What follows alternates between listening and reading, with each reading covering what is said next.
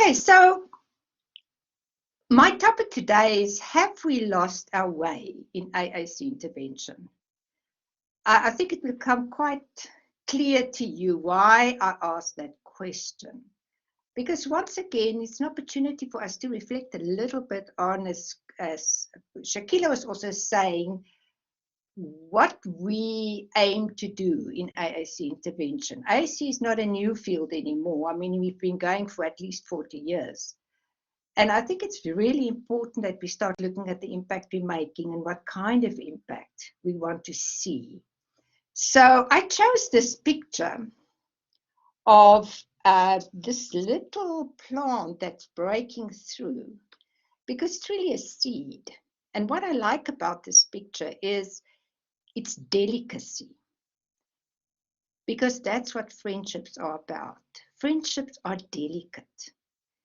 And it's something that we have to nurture, something that breaks through. But if you don't nourish it, it would wilt. So I just looked at this picture and I thought, yes, well, that's what I'm going to talk about today. I'm going to talk about this little plant that we want to cultivate between kids and with others, and how we can nourish it, and how we actually come to understand this little plant a little bit better. Because I think this is the one thing, because we have friends or we make friends, we think we understand about friendship. And I think that's a real fallacy, because we know that these kids, and particularly children with autism, relate to others in a different way. And oftentimes our attitude is my way or the highway, so that if it's not the way I want to do it, then you have to adjust. And I think what we're seeing is that it's not working. These kids become very aggressive, and of course for reason, because they feel nobody understands them and they're forced to comply all the time. So that's why I have this picture on, to start off with.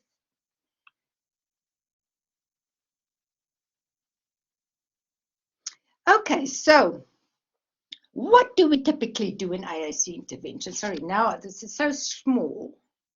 I'm going to have to put on my glasses here.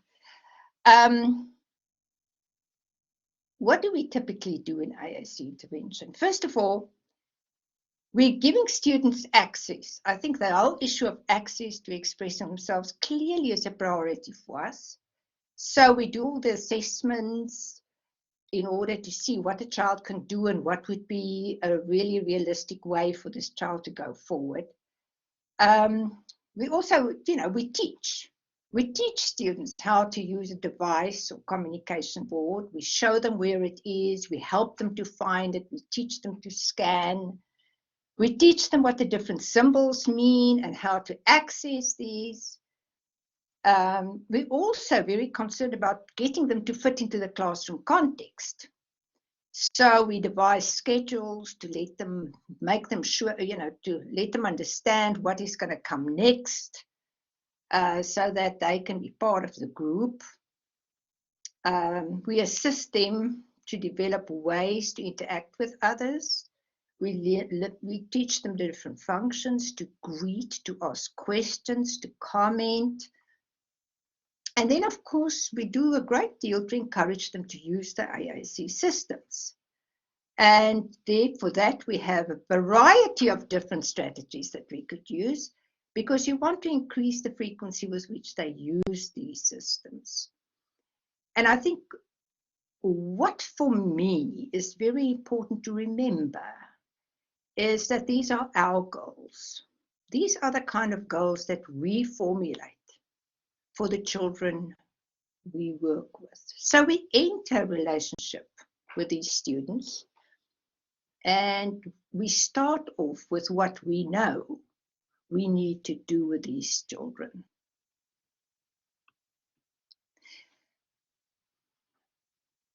But what strikes me every time I go into the schools is there's very little space for really getting to know the child we work with. we're so sure that we know these are the steps that needs to be taken in order to get this kid communicating, that we often forget that we're dealing with a child and that this child has an own self that also needs to come out, that needs to be expressed in a way that's very typical to this child. And so my question that I ask is, how often do we observe our students while they interact with others? Or not? I mean, how often do we really just look at our students in a situation where they're not pressurized, but just allowed to be who they are? And I'm particularly often, obviously, talking about students who can't speak here, because this is the main group that we're dealing with. How often do we record what students do to heighten our own self-other awareness? You know, we influence our kids. We influence the way they act. And we're not oftentimes not at all aware of the impact that we have on the students. I've seen it so often in the schools that the student would act in a certain way and somebody would approach and they would immediately see a rest in behavior. The child sort of stiffens up because something has changed. And it's really, really important for us to be able to observe that, because therein lies the issue. If we really want to reach a kid, you know, in terms of how do we go about entering at a point that he's comfortable with, and start looking at the kind of interventions that he's comfortable with without us having to impose what we want to do. And I'm not saying you can't teach a child. I'm saying that we have to be very alert that that's not all we do. And recordings are very good for that. You know, unobtrusive recordings, I think, is something we don't often enough do. Just for our own purposes, for no other reason. We need to record so that we can have a look at how students react and what they do, how they do it, to allow us more entrance into who they are.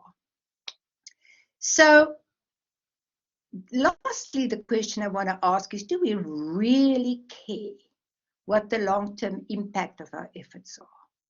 You know, if our efforts are frequency of use of the AAC system, how many times the child did something accurately, sort of identify pictures accurately on the communication system, the kind of measurable outcomes in the traditional sense of the word. Then my question becomes, are we really concerned with impact? Or are we just concerned with short-term access or learning? And this is a question we need to ask ourselves, because that will, to quite an extent, revamp the way we look at intervention and also the way we measure intervention. Because there are ways to measure any kind of intervention if you put in some effort and decide, you know, that this is what I want to look at.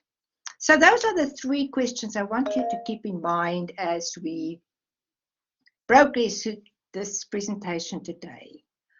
Are we really allowing ourselves, you and me, when we work, when we see somebody, the time to just look and get to know and interact with students without coming in with our agenda? Because our agenda, is mine. And what it unfortunately does is it really closes off my eyes and my ears, really, to what might be the kid's agenda at that particular time. And while I'm thinking that that's good because it's my agenda, I get to pay quite a bit, because that child ultimately gets increasingly frustrated, withdrawn, disinterested, because the only way that he can sort of withdraw to be in his own world, because he doesn't identify with the world we're creating for him. Okay, so what am I going to talk about in this presentation? Okay, sorry, before I get there, how we frame friendships.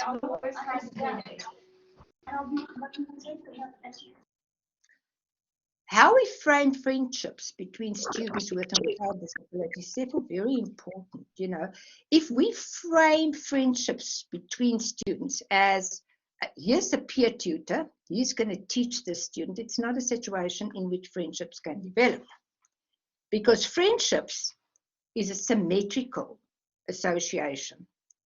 And I'm just going to sort of draw on three different sources, you know, in terms of the comments of people about friendships of particularly children who are not able to speak. The first one was an 8-year-old girl that shared with her mother. And this is a program that they had at the school to actually encourage friendships with children, between children who are typically developing and children who use AAC. And so this little kid was getting into the car with her mother and saying to her mother was asking, what did you do in school today? And she said, oh, well, you know, I had to go and have lunch with this kid. And because we have this lunch program. And the mother asked her, what does that mean? And she said, well, it's where you pretend that you are friends with them, meaning children with disabilities. So you have lunch with them. And actually, the mother was writing about this and saying, you know, how it shocked her that, in fact, the child was perceiving this project as her turn to actually go and have lunch with him so that she can pretend to be friends with him. The second comment here is from a parent who basically said the biggest barrier to friendship was that the child always had an aide with him. And I think that the older kids get, it gives you the impression that he can't be on his own. And I think there's a lot that we need to think about there. Because, and I don't know, as you know, it wouldn't be that bad in South Africa, but the use of aids in the classrooms, for example, in the States, have almost sort of become a situation where every child has that's nonverbal, non-speaking, has an aide next to him. And the implication of that is that the kids never really get an opportunity to interact with these children, and that these children who use AAC very seldom have an opportunity to just problem solve on their own how they want to relate to other kids. And so the last one is also a comment from a parent where she said, I just wish that people didn't walk away after they said hi or gave a high five. And again, you know, this is a situation where people have very routinized ideas of how to interact with people who are, you know, who can't speak or who use AAC systems and really don't know how to interact after you say hello. And I see that a lot in the school. The child enters the room and the teacher say to the kid, hi, Peter, you look nice today. And the kid goes and sits down and there's the end of the interaction. And I think that this is a really important part of understanding the way we relate to the kids we're working with. That we're uncomfortable. We really don't know how to go beyond that. And that is as much our problem as it's the kids' problem. Okay, so what I'm going to talk about today is basically three things. The first, I'm going to look at the elements of friendship. I'm going to look at social closeness and obviously the changing nature of friendships. You know, and truth be told, friendships change, and we do need quite a big array of different kinds of friendships. You don't only just have one kind of friendship, but clearly you and I know that we need good friends. Those people you're very close to mean actually a lot to you, because To a large extent, those are the people you go to when you're stressed, when you have difficulties, and does a lot for your mental health in the end. Then I'm going to talk about the association between different types of friendships and levels of meaning making. Okay, so I'm not sure how familiar people are with meaning making, but truth be told, the level of closeness that we have with people relate directly to our ability to engage in meaning making with that person. If we are stressed and we're not able to really sit down and listen to that person, to engage with that person in a process of a reciprocal interaction, the chances, that we're going to be able to develop a friendship is minute. And I think this is what we see. So we're going to end up with very superficial type of interactions with people without really having the satisfaction of a close friend. So that's what I'm doing today, is also really just linking our friendships to the way in which we communicate with them. And then I'm going to talk about, how do we enhance friendships on the different levels, just to set us thinking. Because now here's really probably the most important piece I want to give you today, is that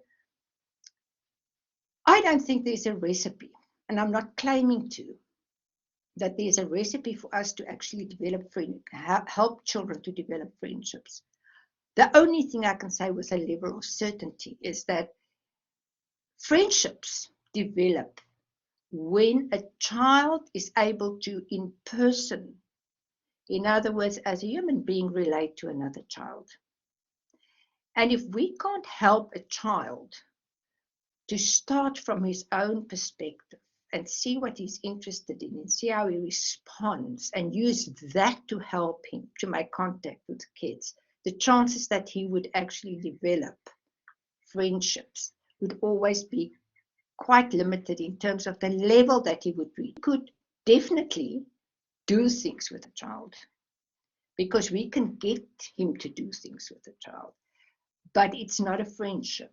It's not something that have an internal value that child sort of really cultivates and initiates with another kid. Okay,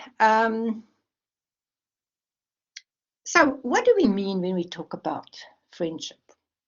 Now, herein lies the important piece.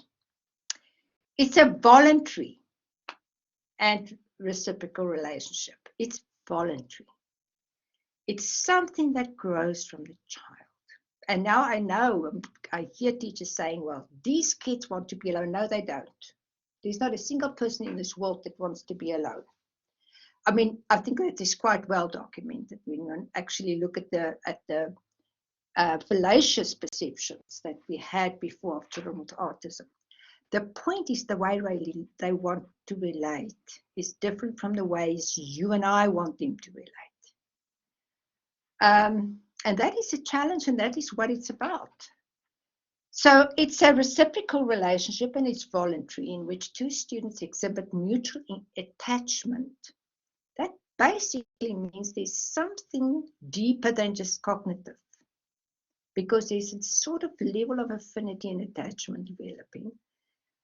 And then there's a situation in which there's frequent proximity, where they more often together than obviously with other people, and that a companionship develops where they start doing things together in a voluntary basis. And the last aspect that's really important here is the aspect of enjoyment or affection. This is not a punitive situation. It's something that is affirmative, and it's something that people enjoy, that they that's positive.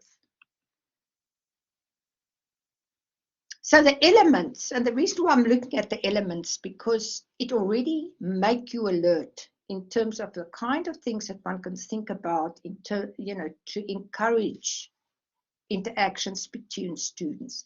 The first one is voluntary. Okay, so now if you look at your classroom, you will see that at least in what I saw in the last number of years, there's very little spontaneous seating. Kids come in and they have their place. So preferences in terms of who they want to sit with, what they want, who they want to do stuff with, very limited. And then we're surprised that the child is not interested in interacting with others. Because, you know, I think it's important to realize that children do have preferences. And that if we're keen, if friendship building and interacting with others is really a deep concern for us, then clearly we need to give the child an opportunity to do things on his own terms and see and observe and record so that we can start seeing, but who are the people, the kids that he actually veers off to? If there's assigned seating the whole time in the school, it goes directly opposite to helping the child actually developing friendships. It's reciprocal, and obviously what we want to see is the other children's responses to the child and what, you know, how they respond to the little one. Now, I want to give you an example here. I remember so distinctly, I was called in to come and help with this particular child because he was unbelievably aggressive. And this was an early morning. And he was coming in. We put his stuff down and he grabbed something to play with because there was an opportunity for them to just interact or just to be on their own before class started because kids were coming in. And this little one was sitting down and starting to play. And another kid came and sat next to him and obviously was playing on his own. But I watched this little kid who, according to the teacher, pays no attention to any other child. He's totally disinterested. And as he was busy playing, I could see him watching this kid. And then he would come back and he would play. And he would watch this kid. And I said to the teacher, you know, there's interest in other children. He was interested in what Peter was doing this morning. He was observing, but very unobtrusively. And the question that I want to ask you is, how do we go about allowing that to grow without, you know, being forceful? Because remember, it's a delicate process. But allowing him the opportunity. And the other kid was sitting there also quite contented with him looking. And it's that sort of level of gentleness that I saw between these two kids. And I was thinking to myself, that's a very good start. It's a very good potential for friendship. If we spend a bit of time to try and look at strategies that we can encourage that. So the mutual attachment, which is the third point that, you know, is used in that definition, which, by the way, I mean, the references are at the end of this, you know, text, is from the Arc of Michigan, which is, you know, basically the Association for People with Intellectual Disabilities in the States. But I like their work because they really draw us down into the practical side of how to go about facilitating friendships. So the fourth one is proximity. Make sure that kids are frequently together or that they have opportunity to interact. So how do we go about opportunities in a classroom where the two kids that we've just observed with an affinity for each other can actually develop something together? And what I actually suggested to the therapist with these two kids is whether there would be any chance that we can take them both at the same time in therapy and just allow a portion of the time for them to, again, just do something what they want to do and to see how things can develop. So the therapist actually did take me up on this, did do that. I mean, I developed a strategy how we can do that, not the whole session, but a certain part of the session. And when I got there 2 weeks later, I said, well, okay, so I would like to see what's happened between these two. Were they just playing, or what were they doing? And she said to me, no, she had to stop it because nothing happened. And I said, really? 2 weeks? You see the kids a maximum of twice a week, and we expect them to perform in order for us to continue doing this. I said, how realistic is that? And then she said, yes, well, and herein lies the problem. I didn't know how to record it and how to show that, in fact, we make progress. And for me, that was very telling, because that's exactly the issue we struggle with, isn't it? Is how can I justify the time I'm spending as a therapist or as a teacher if things happen so slowly? And yet, this is what we're actually really looking for, because developing relationships with people we know is slow. And if we're not aware of how what we do actually go contrary to allowing the kids to develop interactions with real friendships with other kids, then what we're really doing is not really understanding the impact of what we're doing on the kids. And let me be truthful, I don't propagate. For example, I'm not against ABA type instruction. I'm really not in favor of only ABA instruction. So unless we can develop an understanding that for every ABA session we have to counteract with a session that in fact allows the child to discover himself, because it's about self-other awareness, to discover himself in order to start relating to other kids. So it's really looking at what we're doing and realizing how what we do work against long-term impact. Because truth be told, if a child has a friend that he wants to interact with, half our job's done, because that child will use his device. He will have to, because as they get to know each other, he's going to have to develop new meaning, and he's going to be interested, and he's going to be wanting to do it. To keep interacting with that person. Okay, so proximity is important. Companionship, doing together, is important. You don't develop friendships by not doing things or by not sharing experiences with each other. And at the level of enjoyment and affirmation, it's affirming. You like people because they like you, and because they are honest and you trust them. Okay, so the affinity that develops with others is also an incredibly important experience, because that's your first contact with your own emotions and the fact that you can emotionally resonate with someone. And we know that that's a very important part of being with people and developing your own level of happiness in your own life. You know, there's been all these issues, especially post-COVID, with socio-emotional issues in school. I mean, mental health issues.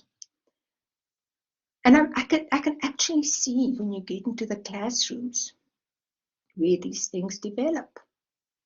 Because how much opportunity and space is there really for a child to come to school and to sit down and for somebody to come and really be interested in where that child is that morning? Not where she thinks or he thinks the child should be, like sitting ready to do maths, but really take a bit of time and interest in terms of allowing that child to come forward to share something of himself. Okay, so that's the elements of friendship. So what we see about friendship is it's voluntary. You cannot force a friendship. You can force a superficial interaction and an interaction. And sometimes you're lucky that simply because kids are together a lot of the time that, they develop, because frequency is important, but there's nothing forced about it. If kids are just sort of accidentally together, that's a wonderful opportunity for them to develop friends. But the moment you start saying, okay, come together and sort of force the relationship, like I think a little bit happened in this therapy session, because the therapist was very goal-oriented. And I want to talk about that, because friendships don't develop when you have a goal.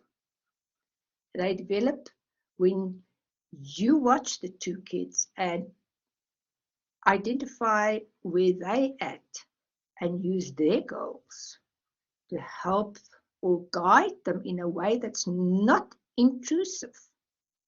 And I think that is a core issue that we need to address when we're actually thinking about friendships. It's not about imposing what we think should happen in a friendship, because we actually have very little idea of how kids view friendships and how they actually, like to relate. So friendship is about having something to say or do with each other. And this is very important, because clearly there must be something in common that you don't necessarily have in the beginning, but you have it at the point that you start sharing. So there's reciprocity, there's responding to each other. It's not one-sided, there's this affinity. And the only agenda is wanting to be together.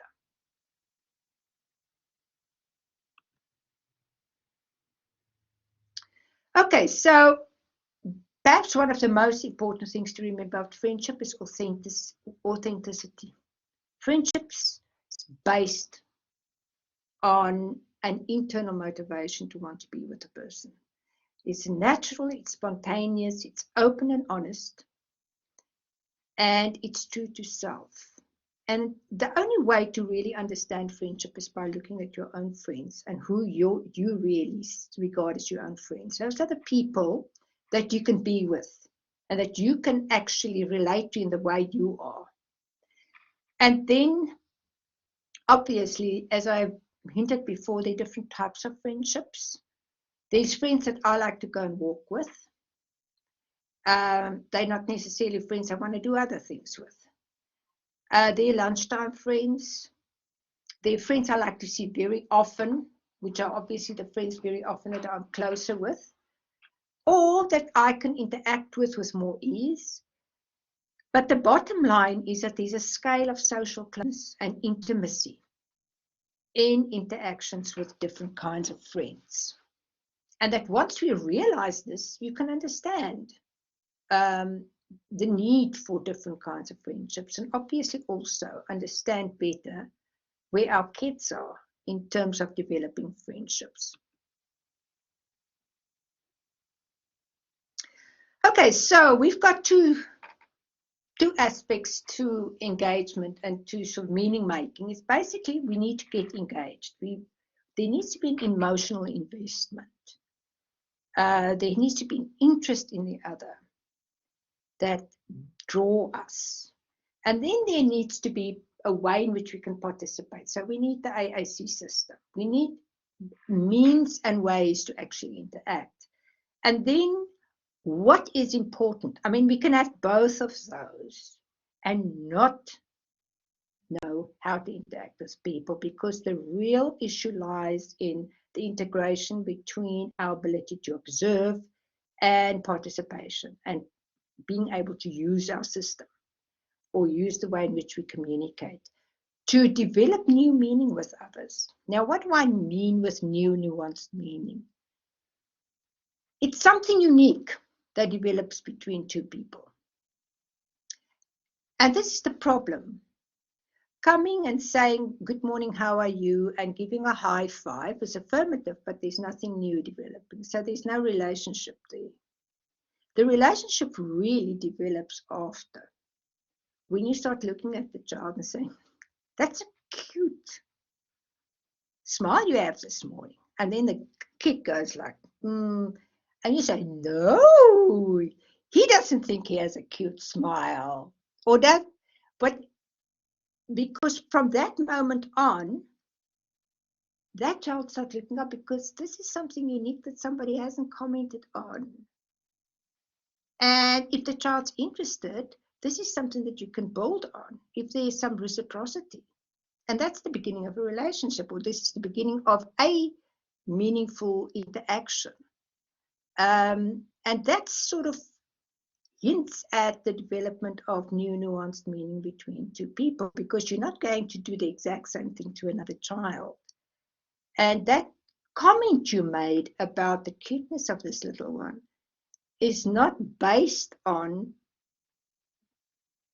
it's not the same kind of verbalization that you use to any other children, but it's really based on your observation of that child that morning and what that child's coming to class with.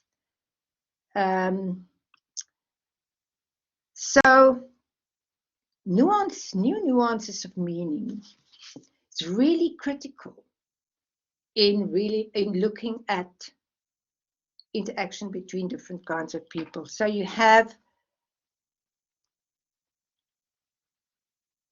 routine activities like high five, etc., but that got interrupted, or that had a new nuance of meaning. In the second place, you have something different that draws you to each other, and you have mutual interest and an openness that allows you to actually develop that. So new nuances of meaning is about that openness that you have in looking at a person and developing something with somebody that is completely different from what you do with another person, because it's unique. And if you think about that for a minute, there's nothing more encouraging for interaction than for you to experience somebody who interacts with you, that sees you, that actually responds to you. That's something you relate to. The moment you respond because of the way you responded to other children, obviously the chances are you're going to respond in a way that this child doesn't relate to, because you didn't see this child, you saw all the other kids. So you've now known how you have a recipe. And new nuanced meaning is not about recipes. It's about how do you go about interacting in a way that helps this child to get drawn into an interaction. Here's an example of a grandparent and a toddler. This child's 2 years old, she's not speaking, and you have a granddad interacting with his grandchild.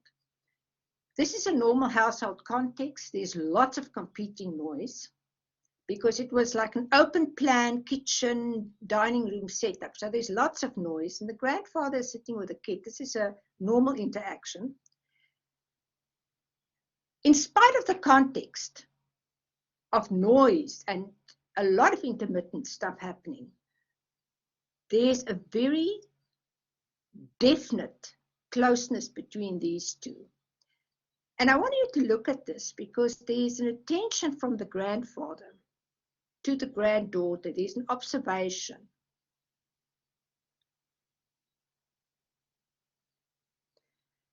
So the kid is bringing this book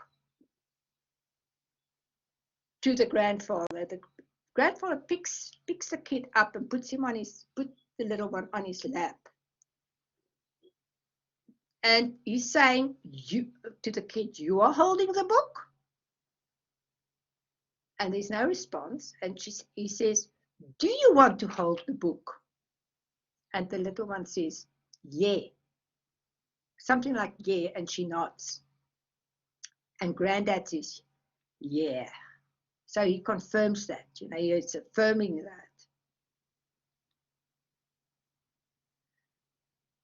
And then nothing. So they're looking at the book, they're attentive to the book. There's a triangular sort of attention to the book. And he's saying, what have we got here? And there's no response from the little one. And he says, oh, what's that? And no response. And he's actually pointing at the cat. And then he's saying, who's that? To try and get this little one to respond, and there's no response, but there's no pressure. It's very relaxed. And she's making some noise that's unintelligible. And then Granddad says, because there's no response, and he says, I don't know his name. What is his name? Is that Freddy the fish? And of course, he's pointing at the cat. And this little girl looks at him and goes, yeah, Freddy the fish. And of course, Granddad's in a predicament. And he says, it's Fred Fish? Astonishment and fascination. I mean, he couldn't believe this. And now she's roaring with delight because she's nodding her head and giggling, saying, yeah, it's Freddy the fish. So at this point, there's an interruption because dinner is ready. And the child's now very engaged. And the granddad realizes there's going to be problems here because she's going to start crying because she's now engaged in the book. So he says to her, this book will stay here. When we finished eating, we will come back. Now, the interesting thing about this interaction really lies in what happens after. And it really demonstrated for me the impact of this interaction months later. Okay, because what happens then from that day onwards is that when the granddad arrives, she goes and fetches the Freddy the Fish book. Because it's not a Freddy the Fish book. There's not a Freddy the Fish in that book because it's a cat. This is a book about other animals. There is no talk about Freddy the Fish in that book. But it became something very unique with a parent, with a grandparent.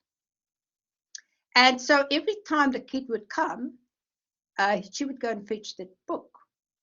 And of course, now here's the important thing, that it started off with a very creative interaction with them, but it really does depend on how we develop it from that point onward, because new nuance meetings started.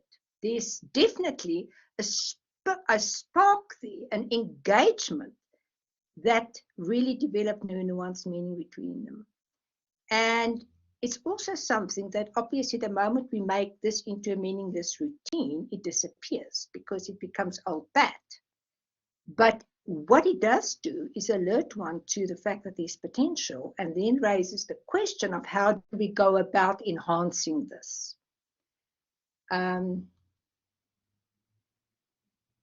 Okay, so what do we see here?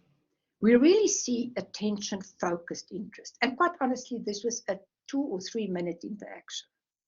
But it was the quality of the interaction was incredibly important. It's a joint attention, a triadic attention that they had with a book. That is so important. The quality with which you listen, the quality with which you observe. It's not how long you observe. And people often say to me in the school, "Yo, I don't have time for that." And I said, how do you mean you don't have time? It's a second. It's what you do. It's an orientation. It's not about additional time. It's an orientation to our work. What do we do during what we do as a kid? You know, are we so bogged down with what we want and our goals, we really don't see. And this is such a good example because what we need to realize is that the long-term benefits, when we start looking at kids a little bit in a different way, so much tends to be so much more meaningful. Also, the pace is slow. I think that's very important. But we know when we're dealing with kids with severe disabilities that our pace needs to be slower. It's not about us. It's not about our pace. It's about the pace of the kids we deal with, we work with. And then a very important thing that I think we can learn a lot from this interaction and on the whole with grandparents and kids is their playfulness and openness to the other. You know, it's like it wasn't a problem for him if there wasn't a Freddy the fish in the book. He was playing. He was enjoying being with her because the focus was, I want to be with my grandchild. I want to develop a relationship with my grandchild. I don't have to instruct. I don't have to be high and mighty to show I am the grandparent. No, I want to be with the little one. I want to get to know the little one. And if we can just realize the importance of that in intervention and sort of be able to allow ourselves to build that kind of relationship in a way that is more symmetrical, I think perhaps we would help kids to develop friendships, because what they will do is they develop friendships, they experience friendships in interaction with us, they experience some symmetry with us, and that gives them the courage to actually move on to other symmetrical relationships. There's nothing that talks like experience. If you experience friendship with one person, it builds your experiential sort of framework to actually relate to others, because you start realizing that developing emotional resonance with another. And this is what our kids need. So it's not the same old, same old. You can't repeat something and say, okay, now I've got Freddy the fish. Now this is the definition of nuanced meaning. No, because it becomes old. And that's why parents, when they meaningfully interact with children around repetitive book reading, it's never the same. They think it's the same, but it's not.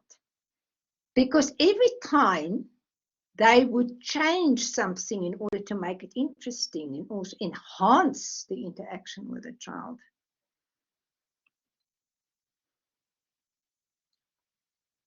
Okay, so you can say yes, but there was no Freddy the fish in the book. You didn't correct the kid. And I say yes, it just wasn't important, because everything in life is not about instruction and right and wrong. Something is about sort of getting to know the other. And the book in this case becomes a tool to get to know and to play around with core ideas there. And this is where creativity comes in. And this is where, in fact, kids get drawn to reading, because they relate. It's not just an external set of concepts that they have to get to know. And there's a difference between teaching and correcting and being with another. And I think that this is the core issue that I find therapists and teachers really have difficulty with. They don't know. They're so busy instructing and telling people what to do that it's very difficult for them to open themselves up to actually just be with another person. That's a tremendous art. And it's really something we're born with, except that during the school system, so oftentimes we lose it, because you have to almost cover it up, because you have to do what is the acceptable piece. And I think the sad thing about what we're doing is that we're really convincing the children that they're not good enough, that this is, they can't be who they are, they have to be who they're told, to be. But when we can actually give them an experience of a symmetrical interaction, when we can really look at children and help them to develop their own self within relationships, then it becomes so much more fun to use the AAC devices. Okay, so what is meaning making? Meaning making is making sense of our interactions with others. It's where you engage in mutual exchanges. yes, you have to be able to exchange, but it's much more than that, because it's also learning to emotionally resonate with others.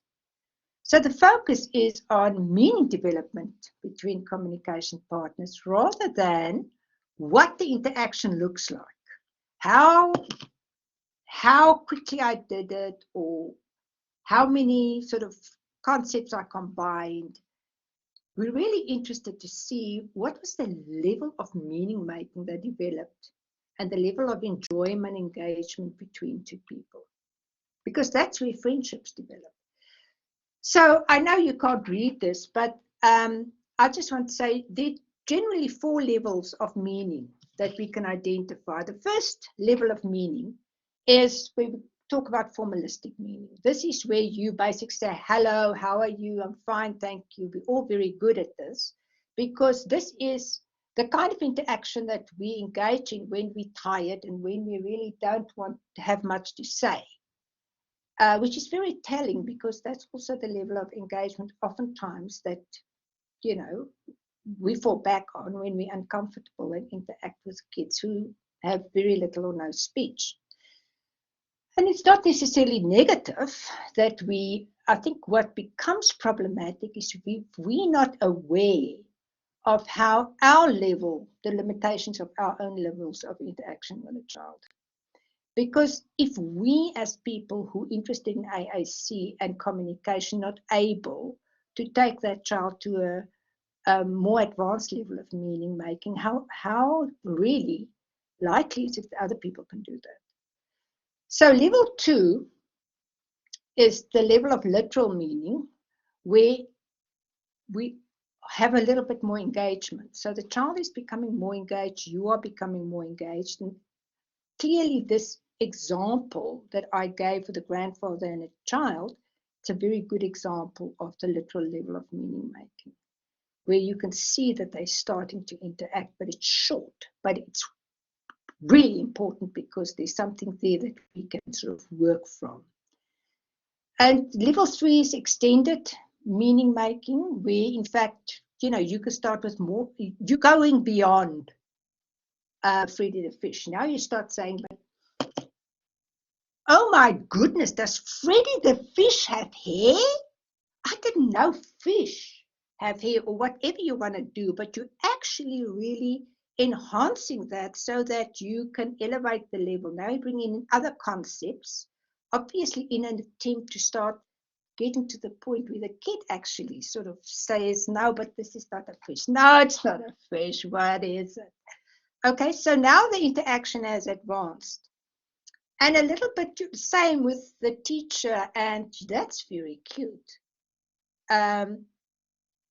There's no recipe for how to go beyond that, except that you're in the situation, you're watching the child, and there's something happening that makes you think, say, oh, you cute, oh, you smiling, you think that's cute too, or whatever you want to say. The 4th level is obviously the more sort of engaged levels, versatile meaning. What that means is that you are in emotional resonance with somebody, and that you can really have a very easy flow between situations where you can pick up, this is a situation where I just going to say hello and goodbye, etc. So it's quite brief, but you're comfortable with that. And in these situations where you can engage in very sort of significant social closeness with other people, but you have this range and flexibility that allows you to really become quite a skillful friend, but also skillful communicator, because you're able to negotiate different kinds of contexts and levels of meaning making with people. So what I'm going to do now is I'm going to take each of these levels and just relate it to friendships. So level 1, formalistic meaning, obviously that level of friendship is limited. You have brief, superficial, not personal in any way interactions with that person. That's an acquaintance. We all know what it's like to be an acquaintance, and you need them. You need acquaintances. So it's no real engagement. It's very fleeting. It's accidental, characterized by highly routinized interactions, very little personal engagement. The person really is not engaged. And participation is really in a parallel fashion. You're doing it, that doing it. So we're exchanging here. And of course, this is what we do in AAC very often. We get the individual to become an acquaintance with other people. And the challenge there is the little personal engagement, because it becomes a showpiece. I've so often experienced the issue of getting advocates in AAC to talk to students. And with the kind of message people program is the same. And so every time they have this experience of talking to people, it's really the same old habit sort of perpetuating, sort of, this is what it presents, it's what it presents. And one day I was sitting down with the ACUs and I said, you know, it's fine, but it's not really a job. I want you to come and talk to people. And I want us to prepare differently for this. If you want to make the presentation, that's fine, but I think what we need to prepare for is after. So that we make a presentation, and then how do we go about talking to them? What are the kinds of things that we can observe that can draw them in and that can allow us to do something that's different, so that they also feel you'd be interested in what they have to offer, you know, that kind of thing. Okay, so intervention strategies on level 1, I've just talked about it. It's obviously, we want people to be, kids to be closer, we want them to be close enough, and we want them to actually slowly increase interaction to try and see if that level of acquaintance can't actually develop into something that become a little bit more sustainable and that spurred some personal engagement. Focus on something like funny moments, noticing glances and smiles, because this is the very first level. And we have to be very perceptive to actually see what, in fact, could enhance interactions between kids, what they were doing, what the kind of things that they enjoy, so smiling or watch carefully. And the real importance in friendship development is clearly emotional engagement. So sort of Caldwell's approach to intensive interactions, I think, has a real role here for kids to just feel that you are with them. And you know, so often with behavioral problems, that's a huge issue. The behavioral problems decrease the moment they feel emotionally more connected to the person who interacts with them. And so oftentimes just allowing you to actually get next, becoming sort of close with the child by being with the child, and just allowing you to be peaceful and following the child's lead can be an enormous stress reliever. I could talk a lot about this approach, but I think there's immense potential for intensive interaction, and those of you interested can Google it, and its role in AAC intervention to move beyond just exchanges. The second level is the level of literal meaning, where obviously, you know, your participation is becoming sort of more clear because the child is able to use his device, and there's short periods of involvement, like we've been seeing with this grandparent and this child, because that is a clear indication of a collegial. You have a colleague, you have somebody that you get to know, you're starting to develop respect, there's some interaction between the two of you, but it's very limited. It's not something that you really want to take any further, but there's something developing that is more than just fleeting interactions. So that's a level of collegial friendship. And there's a couple of exchanges between participants. You're becoming aware of self and others. Just as a side issue, development of self-other awareness obviously is a really important underlying skill in friendship development. So that's why I keep saying recordings are so important, because it's very, very difficult to know the impact of what you're doing in an interaction without you sort of allowing yourself to observe after the fact. And obviously, as one gets better, you start realizing it. I mean, it's the difficulty for me to really communicating with you, not being able to see anybody, is you have no connection in the sense that you can see how people respond in order to sort of exchange. But the realization that our therapy interactions, our classroom interactions, is an incredibly important part of the child's experience in interactions, and how the child actually gets exposed to the basic way of relating to other people is really important. And if we do want to cultivate that, then I can't see how we can do it without actually also training ourselves by looking and being able to develop our own self-awareness in our interactions with students. Beginning awareness of who she is interacting with, because what the child is doing at the same time is that he's obviously interacting and becoming very sensitive towards me, because there's something developing, and this is what we need for this child to become sort of a really good friend, is separating himself from who he's interacting with. And he can't do that if there's no space for him to be who he is. So short periods of engagement, a glance, a smile, with some follow-up is exactly what we want to do here. But it should be a follow-up based on the context. So that's something we develop between us too. Okay, so the topic, the activity, and the context would be specific. But there's a respectfulness. There's a sort of I'm aware of you, you are aware of me, that's developing, and this collegial. Okay. So then we're moving to interventions for level 2, where you start obviously with turn taking. You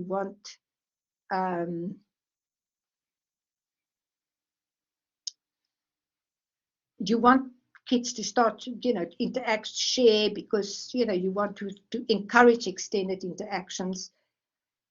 And you want to sort of really do it within context, because at this point you want the context in order to help you to develop meaning. So there's a topic in a space specific. You don't want to necessarily expand it, but you want to focus on the quality of the interaction within a specific context. You want to sort of see whether there is more frequent potential for interaction with a particular kid, to try and see if you can enhance the exchanges and the kind of interactions they can have. It's low intensity though. This is not the level of personal engagement varies, and that's fine. But you want to start off to get a glimpse of something happening between students that could be sort of, no nuanced meanings that's specific to them, so that you can come back and help them to sort of realize that there's something that's special just between the two of them. And it's typical also, level 2 is what kids do on a playground, initially when they just start running together, but actually being together, doing something, albeit very short. Okay, so level 3 is extended meaning, where there's more attentive involvement, where you can see there's interest. The kids are just more engaged with each other, and obviously they're participating for longer periods of time. And most important, that you have these kids sort of developing emotional resonance. They can be with each other. They start, for example, missing each other when they're not arriving classroom. When the child when something happens to a child, this kid might get also very sad in response. And that shows you that there's some emotional resonance there, but it's obviously not enough, because then you want to expand on that, talk about this, deal with that in a way that shows more than just emotional outburst. I can talk quite a bit about that, because obviously often in classrooms when kids get hurt, everybody cries. I'm not talking about that. I think it's important to deal with it in order to help children to understand that we feel for other people, but at the same time to help them to get through that, so that in fact they realize that there are other ways in which that this can be dealt with in order that we can feel better and that this person is feeling better. But the whole issue of how to deal with emotions, because being resonant with somebody does not necessarily mean that if you cry, I cry. I mean, that, but kids, I mean, that's where we start. And I think this is a really important part of having to sort of deal with meaning making and interaction. But that's a major topic also for, another time. Okay, this is the level of companionship. So now we are beyond colleagues. We're actually companions. We want to start doing something together. There's more attachment. I'm starting to realize this is the guy I like to be with. This is somebody I frequently do things with. And this is the point at which you often get kids transcending context. They might be friends at school, but they also can't go home. And I think the role of parents in developing friendships is really significant.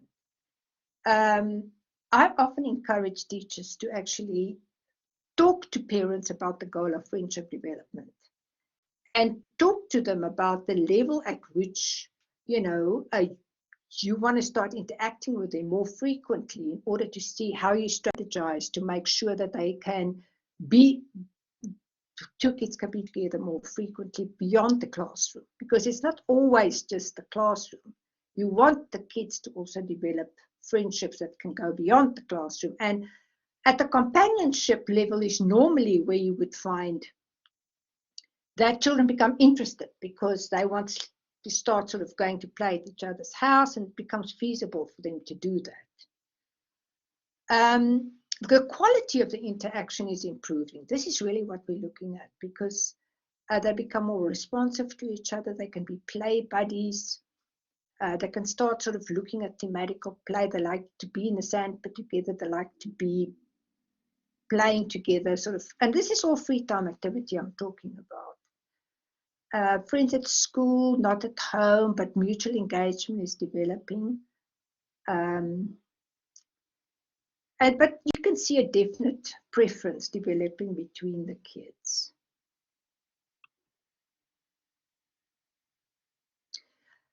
So this is the level where you really want to zoom in on self-other awareness and identify feelings, how people are feeling, how to overcome, how to understand it, how to understand how other people are relating. I'm so often in situations where teachers would tell me, this child has no interest. He has no interest. And I don't think there is a thing like this. I understand that children have no interest because they don't have the interest we want them to have. And I think once we realize that, we can start looking and seeing what this child is really interested in. And I think this is so important, because there is no such thing as a living person that has no interest. That they might not have something we recognize. That, I think, is true. But the smallest interest, the most minute interest, is something I will pick up on. Like, for example, I got into a class one day, and the teacher was trying to get this child to identify symbols because she was teaching him symbols, and she wanted her agenda, she wanted him to learn, obviously, which is very credible and understandable. But the point is, the kid was not in the least little bit there. And he wasn't interested at all. And she was really getting angry because she was using reward after reward after reward, and she was not getting anywhere. And quite honestly, it became such a sort of difficult scenario that I suggested to her that we just stop. And I took him and I said, let's just go play. And we got onto the floor, and I said to him, so what are we going to play with? And you didn't want anything to do with me. And so I thought, well, I'm not going to put any pressure on him. I'm just going to take a very simple thing like a ball and start sort of playing with it and see what he engages in. And it didn't take long for that kid to actually start engaging with me. And my goodness, it wasn't 5 minutes later, and we saw a completely and utterly different kid. And I asked the teacher to come in, sort of to play along, and then to say, how do we now take this ball playing activity? How do we enhance it?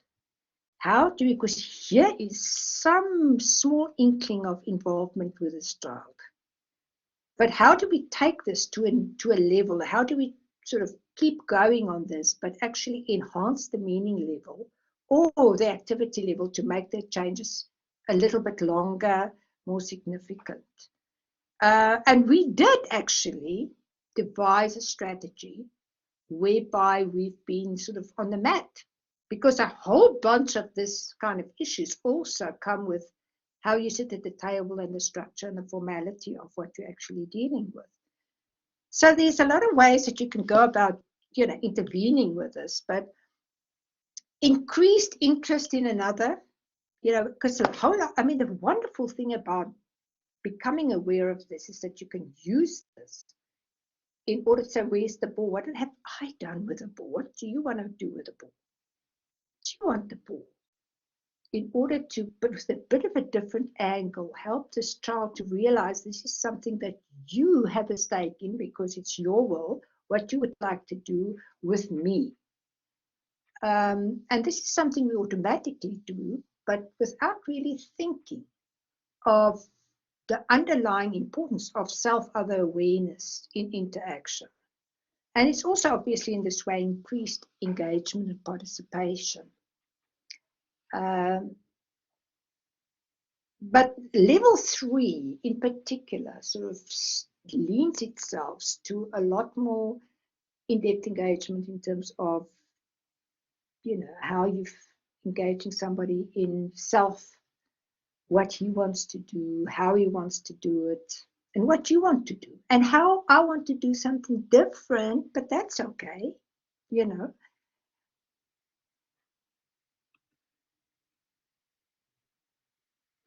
So level 4 is the level of extensive versatile meaning, and obviously there's an intuitive, and I keep emphasizing intuitive, because there's an intuitive aspect of meaning making. You just slide in because you're now quite a bit more skilled. You don't need, it's so easy for you to sort of emotionally resonate with people. And there's no such thing that you can emotionally resonate with everybody you meet. But the more skilled you are, obviously, the easier it becomes. Where you can also vary the way in which you participate because you become skillful at observing others and adjusting. And this is something we do a lot also with adults because this is so important. You have to be able to adjust your level of interaction with other people. And the same thing with your engagement, your interest in other people. Becomes more extensive simply because you're more open. So people can be different, and that stimulates you in order to sort of ask questions and become closer to people. Okay, so this is the level where you become best friends with someone. Being together across contexts, and topics. I mean, this is where you become friends and you can keep on. You don't need to see your friends, but you can interact with them on Zoom, and it still sort of allows you the same level of satisfaction because you are able to sort of quite easily interact and sort of be with people. And of course, the benefit of that is emotional support. And you can vary intensity. You don't always have to be very intense together. You can have great fun together. It doesn't always have to be on the same level. But to have that skill to know that, in fact, yes, this is a good friend that I can do, that I can communicate with in different contexts and totally different ways. And this is what we want kids to know too. Every time they have to talk, and teenagers sometimes have a difficulty with this, because kids don't always feel like engaging in the same way and the same level of intensity. And that's a very important thing for people to realize, is that sometimes I can have very superficial interactions with my friends, and that's fine, because other times I have more engaged interactions with them. The issue of inside jokes, you know, obviously inside jokes are can be really important in sort of creating nuanced meaning contexts. The downside of that is obviously if inside jokes keep other people out, and that becomes sort of an exclusive issue in terms of who else can participate. So I just mentioned that. And the other thing is inside jokes can also get old quite soon. And again, it's not what you do, it's how you do it and your level of awareness in what you actually do to help make sure that you facilitate whatever is happening in terms of helping kids to sort of develop closer relationship with others.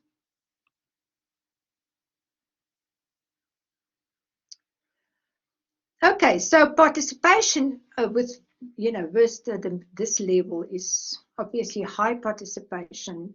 You know, you can often interact very frequently for long periods of time. It can be very varied across settings and distances. You can be together for long periods of time because you can change the way in which you're together. Emotional investment, definitely, there's a huge emotional investment, although there can be varied levels of intensity.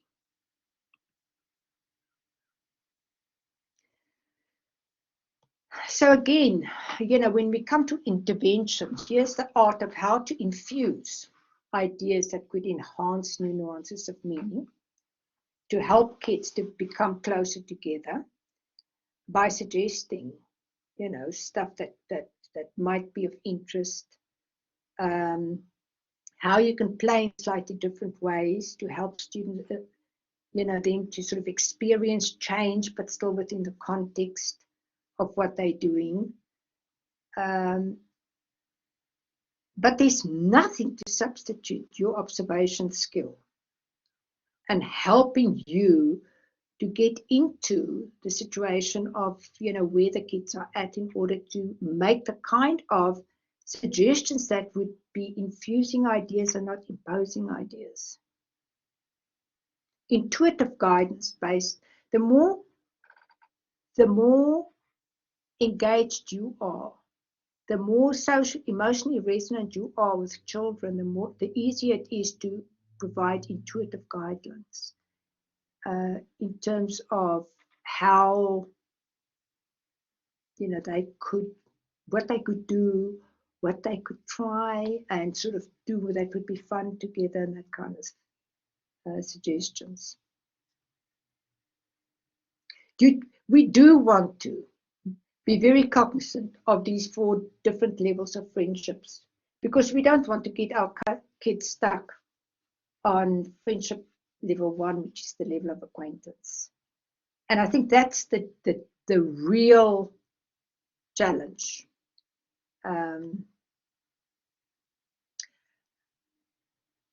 Truth be told, the best way to facilitate the development of friendships is to allow the child to experience a friendship. And oftentimes the best way to start is by making sure that the child experiences friendship in relationships that's close, And the problem with that is that the people close to kids with who use AAC very often paid relationships where you feel, and this is often how people see it, it's not the role of the teacher to help the child develop friends. Well, whose is it then? Because the kids spend so much time at school. And if it's not the role of the therapist to actually help kids, then what are we working for in terms of long-term effect? I think what one learns here is that you have to be at a distance. You have to allow kids to be together without interrupting. Know that friendship develops between two children. You cannot come in between. You can observe, you can make suggestions. But secondly, Rome wasn't built in a day, it takes time. We all know that. And if we can look at that and start developing strategies to document what happens in their interactions with others, we can start measuring it. Because the children will start showing you that they want to interact more frequently or do certain things together, and that they consistently choose one kid to do that. And if that's voluntary, that's very positive. Even if it changes, we all change. Friendships change. We don't stay with the same person all the time, but we learn while we engage in those interactions, which for me is the most important issue. It's not about your agenda or your goals. It's about the children's interaction for the sake of being together and have fun. We can infuse ideas without imposing on the delicate thread that's developing between children. And then just a thought here about disclosure. Sometimes it is important because we disclose something of value to us, to our friends, and it creates a closeness. And if we can start looking at what kids share or get them to share something that's close and how they feel with somebody else, it's also a way that's more authentic and can draw them to each other and share with each other something that they don't necessarily share with somebody else, as a strategy to actually help them to move from one level to another.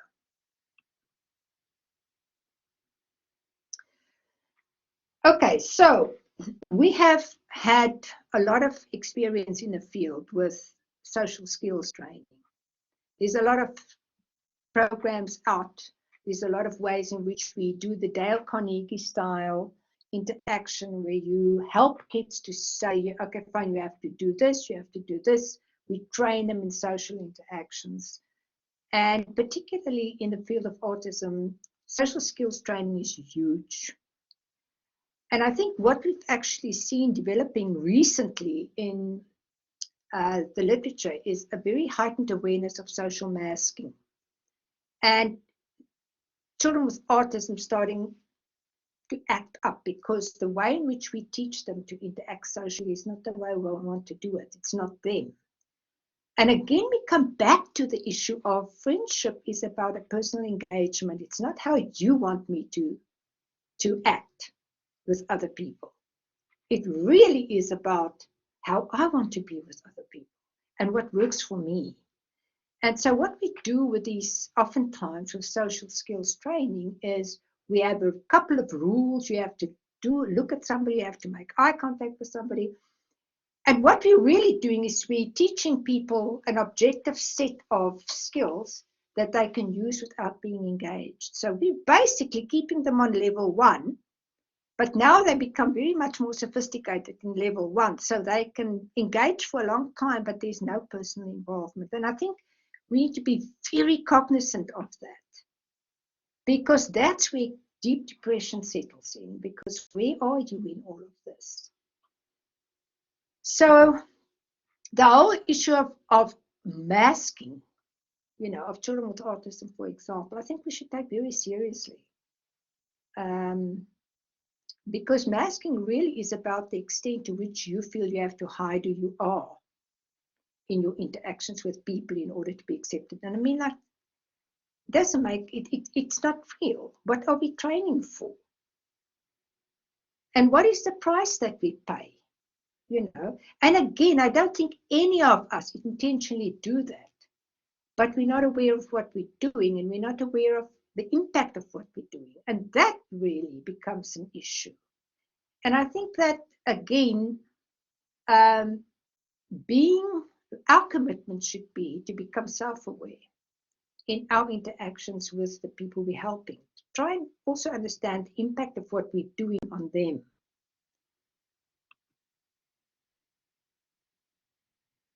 Okay, so I talked about masking in autism. What it is, it really is about not being able to be me in my interactions, because I have to interact in set ways to be acceptable, and the repercussions that we see. And it's not just children with autism, it's all kids really, but it's more pronounced in students with autism, because the whole issue has been sort of so clearly delineated as a social skills issue in the field of autism. Okay, how do we perpetuate the problem? That's what we need to ask ourselves. And how do we go about allowing kids to realize communication is not a set of rules? Communication is also about self-expression. It's about who I am. And how do we allow kids to actually be who they are in interactions, and then deal with that?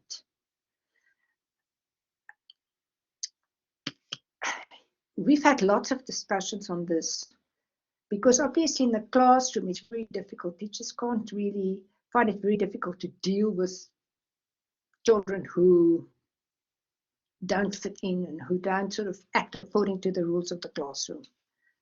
And I do think that there are ways and means of dealing with that. For example, I often recently had a parent who actually contacted me.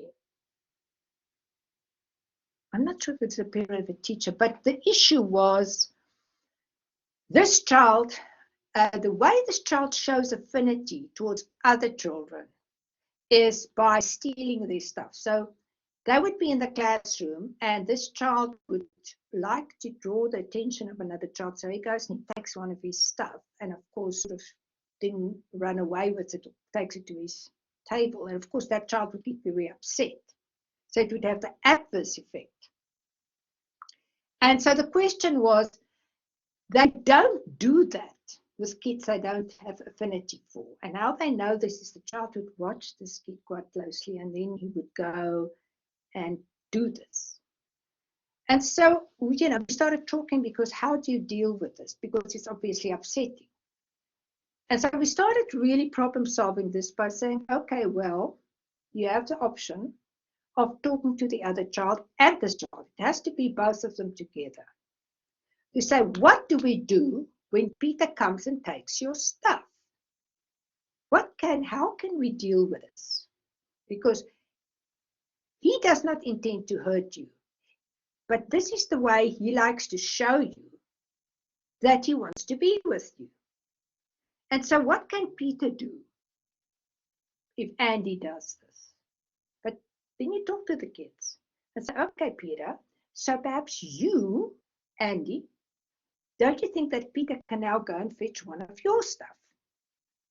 One of the things on your desk, so that he has something from you, and then you guys can keep this for a bit until such time as you decide to exchange. And you see, the moment you start talking about that, it becomes clear, but this is not just him doing, it's something mutual developing.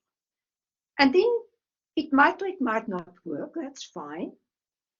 But to diffuse the situation in a way other than saying to Andy, no. Because now the problem is, this is the only way Andy knows how to show affection. And you basically say to him, Andy, no, you can't show your affection. So, and this is the basis of it, is that accepting that the way in which these children respond is a very meaningful way for us to try and understand where this child's getting at. But he is wanting the attention. And he doesn't know how to get attention from this other child in a different way. But if we can, sort of reduce that the intensity, the emotional intensity of the situation by opening it up and saying, okay, fine, that's fine, let's exchange. Let's give Peter the opportunity to take some of Andy's stuff and then keep it a bit, and then we can exchange back. It can become a very much different sort of way of relating. But more than important is the fact that Peter also gains insight into Andy in terms of how the kid relates to stuff. So we talked about this for a long time, and I think they were very keen to go back and try something, sort of like that. Because it's not so punitive. Okay, so, and as I said, challenging issues in friendship development, unpleasant behavior, I just described it. Pressure or stress that, makes it impossible for the kids to sort of be together because there's a negative response to something. And a lot of the stress or pressure really in the classroom comes from us imposing our pressures and stress on kids. That makes it impossible for kids to really engage in friendship development because we're so regimented. And as I said, I'm not against task-oriented work. I think the problem is if we're not aware of the impact of what we're doing on the kids and the ability to actually relate to kids in the classroom.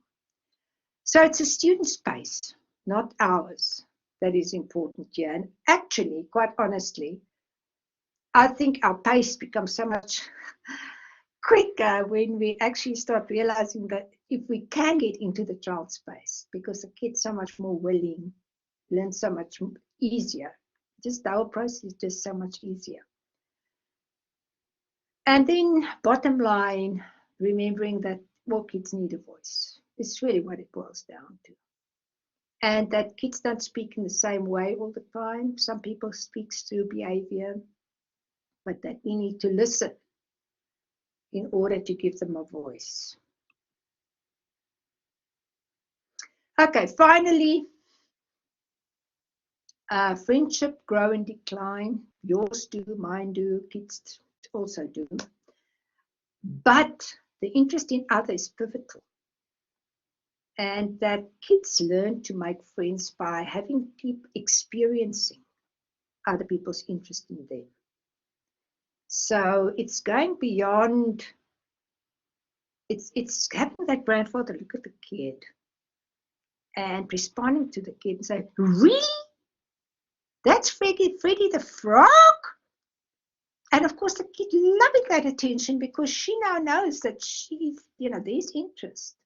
That's what we want kids to experience. And frequency and proximity, we have to go out of our way to make sure the kids have opportunities. Because if there's no frequency and proximity, it can't happen. It's just impossible. So if we don't have opportunities where they can choose who they sit with, etc., in the classroom, at least some part of the day, then we're not cultivating their own sort of preferences and awareness of what, that what they want actually is important. Okay, that a young child experiences friendship is much more important than how long it lasts. Because friendships change, and that's great. But they learn, even from very short, meaningful friendships. Okay, so this is a reference I included that I just wanted to alert you to, because I find it by far the most interesting sort of and sort of really practical guidelines for how to go about helping kids developing friendships. Okay, so there's a couple of references here that I'll just quickly draw your attention to. The first one, obviously, is a chapter in my book that I published in 2017. A lot of the kind of stuff that I've developed is based on that book. They're not in the book. I don't, I started talking about friendships in the book, but I've developed quite a bit more since then. But the basis you will get from the book. And then there's the distinguishing sort of aspect between friendship and acceptance. Accepting somebody does not mean that there's a creative interaction with that person. I also have that reference to Phoebe Caldwell's work. That's actually a nice book. It's From Isolation to Intimacy that you might want to have a look at. And then also that relevant, there's a reference to to masking and autism, particularly girls, which I found very interesting. And then the last one is the Star book on the delicate thread in interaction between children with disabilities and typical kids. Okay, so lastly, I want to say to you that ever so often I write a blog on my website, which you have the reference for there. The URL is Adnalon Consultancy. The blog is free. Everything on my website is free. You're very welcome to go and see if there's something there that can help you in your implementation. And you're very welcome sort of to write to me. I normally respond to everybody. I'm not necessarily saying I'm responding to everybody next day, but I do respond to people who email me. And with that, I want to say thank you. That was lovely talking to you. I'm sorry I couldn't be physically there, but I enjoyed the interaction.